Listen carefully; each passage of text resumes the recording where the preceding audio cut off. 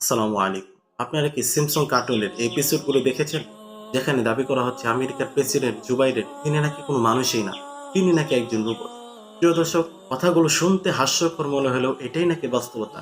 এই বিষয়গুলো যারা ফ্যাক্ট চেক করেছেন এটা তাদেরও দাবি।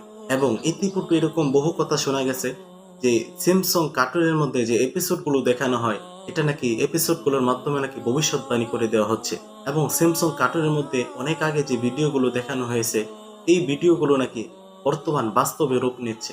প্রিয় দর্শক, আপনারা কি তাদের সাথে তাল মিলিয়ে তাই মনে করছেন? আপনারা কি মনে করেন এই বিষয়গুলো যারা ফ্যাক্ট চেক করেছে বা ইতিপূর্বে এরকম অনেক বিজ্ঞানীরা অনেক কিছু রাসূলুল্লাহ সাল্লাল্লাহু আলাইহি সাল্লামের সুন্নতকে নিয়ে, হাদিসকে নিয়ে এবং কোরআনকে নিয়ে গবেষণা করেছে। এবং তাদের মধ্য থেকে অনেকেই খ্রিস্টান যারা বিধর্মী ছিল, মুসলমান ছিল না, কোরআন এবং সুন্নাহকে নিয়ে সঠিক ব্যাখ্যা বিশ্লেষণ এবং গবেষণা করার কারণে তারা মুসলিম হয়ে গেছে। এবং তাদের মধ্যে বহু ভিন্নধর্মী লোক ছিল এবং তারা প্রথমে নাস্তিক ছিল। প্রিয় দর্শক, আপনারা কি সিম্পসন কার্টুনের এই এপিসোডগুলোকে উদ্দেশ্য করে আপনারা কেউ ভাবছেন যে গায়েবের খবর সিম্পসন কার্টুনের মধ্যে বলে দেওয়া হচ্ছে? না প্রিয় দর্শক, আপনি যদি মুসলিম হয়ে থাকেন তাহলে সেটা আপনার জানার কথা।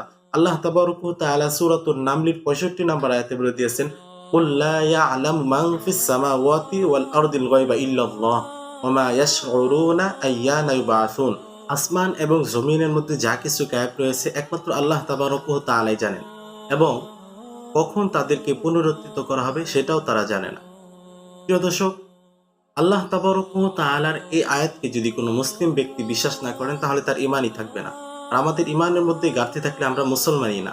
আর আমরা মুসলমান না হলে আমরা তো জান্নাতেও যেতে পারব। প্রিয় দর্শক, আপনারা এই সিম্পসন কার্টুনের এপিসোডগুলোর কথার পিছনে আপনারা না ঘুরে আপনারা এইগুলোকে বয়কট করেন এবং আপনারা নিজেদেরকে এরকমভাবে তৈরি করেন যে কোনো ভুল ভ্রান্তি ধারণা যে আপনাদের মুসলমান এবং আপনাদের ঈমানের ক্ষতি না করতে পারে। এই বিষয়টা জানানো ছিল। আসসালামু আলাইকুম ওয়া রাহমাতুল্লাহ।